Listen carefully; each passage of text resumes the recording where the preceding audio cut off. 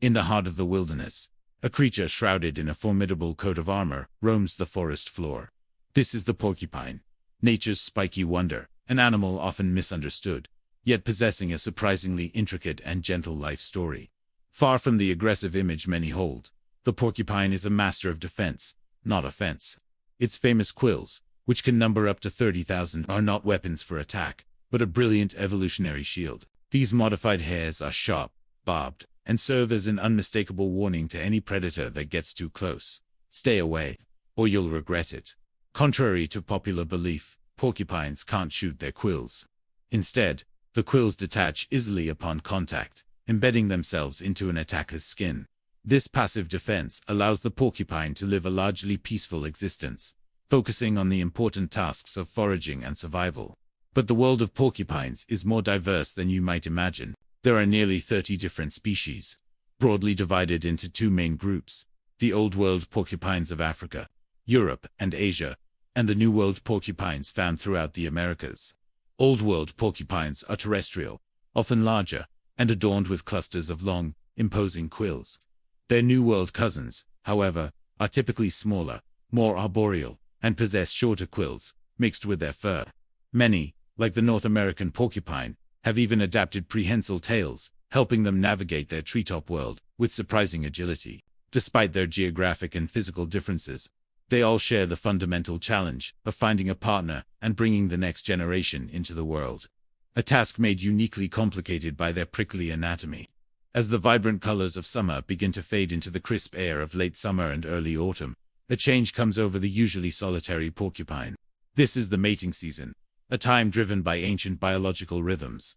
The search for a mate begins. For the male North American porcupine, it's a journey of scent and sound. He follows the distinct odor of a receptive female, often vocalizing with a series of grunts, whines, and even teeth-chattering calls to announce his intentions. When he finally locates a female, he must engage in a delicate and often lengthy courtship. This isn't a straightforward affair. The female can be selective, and the male must prove his worth. He might perform a kind of shuffling dance, standing on his hind legs and spraying urine high over the female. While this may sound strange to us, this scent marking is a crucial part of porcupine communication, conveying information about his health and readiness to mate. If the female is receptive, she will signal her acceptance. Then comes the question everyone asks: how do they do it? Carefully, very carefully. Mating is a precise and cooperative act. The female will present herself to the male, folding her dangerous quills tightly against her body and moving her tail to one side, creating a safe, quill-free zone. The male then proceeds with caution, ensuring a successful union without injury. This brief, tender moment is a testament to nature's ingenuity, overcoming a seemingly insurmountable physical barrier to ensure the continuation of the species. It's a rare and private event, a hidden dance in the heart of the wilderness. Following a gestation period of about 7 months, the female porcupine seeks out a den, perhaps a hollow log, a rocky crevice, or a burrow to give birth. Typically, she will have a single baby, known as a porcupet. This is where one of nature's most fascinating adaptations is revealed. You might think childbirth would be a perilous event, but evolution has solved this puzzle beautifully. The porcupet is born with a full coat of hair and its own set of quills, but these quills are soft, pliable, and wet. Within just a few hours of exposure to the air, these soft quills begin to harden, becoming the baby's very first defense system. The newborn is remarkably advanced. Its eyes are open, and it can walk, albeit a bit clumsily, shortly after birth. For the first few weeks, the porcupet relies on its mother's milk, but it begins to sample solid food within a week or two. The mother is a devoted parent, fiercely protective of her vulnerable offspring. She nurses it, guides it, and shields it from danger until it's old enough to venture out on its own, usually after a few months.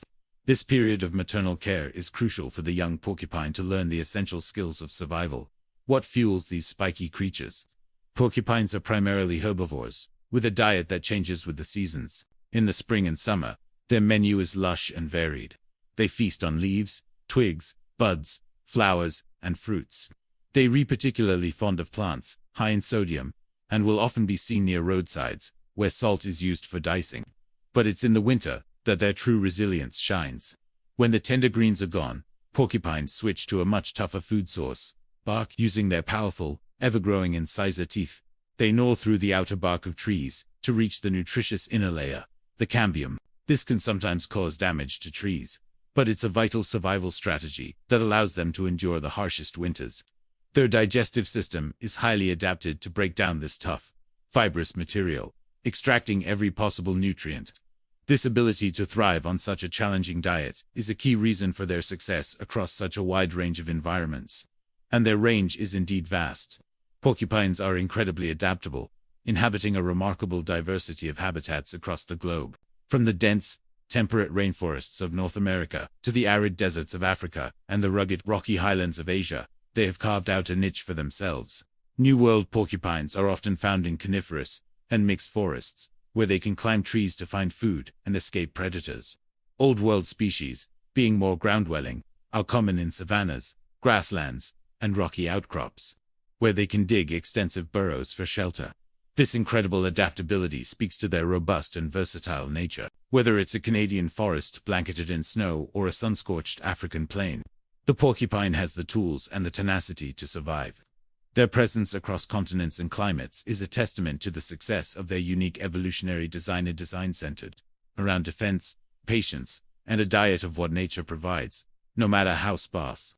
Living a largely solitary and nocturnal life, the porcupine's nightly routine is one of quiet purpose. Under the cover of darkness, it emerges from its den to forage for food. They are methodical and slow-moving, relying not on speed but on their formidable defense to stay safe. When confronted by a predator like a coyote, a bobcat, or a fisher, the porcupine's behavior is a masterclass in deterrence. It won't flee. Instead, it will turn its back, raise its quills, and chatter its teeth, creating an intimidating display. If the predator is foolish enough to attack, it will receive a painful lesson, and most predators only make that mistake once. Beyond their personal survival, porcupines play a subtle but important role in their ecosystem. By feeding on trees, they can influence forest structure, creating openings in the canopy that allow sunlight to reach the forest floor, promoting the growth of new plants. Their abandoned burrows can also provide shelter for other animals, such as skunks, rabbits, and snakes. They are not grand architects of the ecosystem, but quiet contributors, their actions sending small ripples through the web of life. They are a living reminder that every creature, no matter how unassuming, has a part to play. From their thorny exterior to their surprisingly gentle nature, porcupines are a marvel of adaptation. They show us that strength doesn't always mean aggression, and survival doesn't always require speed or ferocity. It can be found in patience, in ingenuity, and in a coat of armor that commands respect without ever needing to strike the first blow. Every creature on this planet, no matter how small, strange, or spiky, is a vital thread in the magnificent tapestry of nature. They each hold a story, a purpose, and a lesson for us, if we only take a moment to look closer.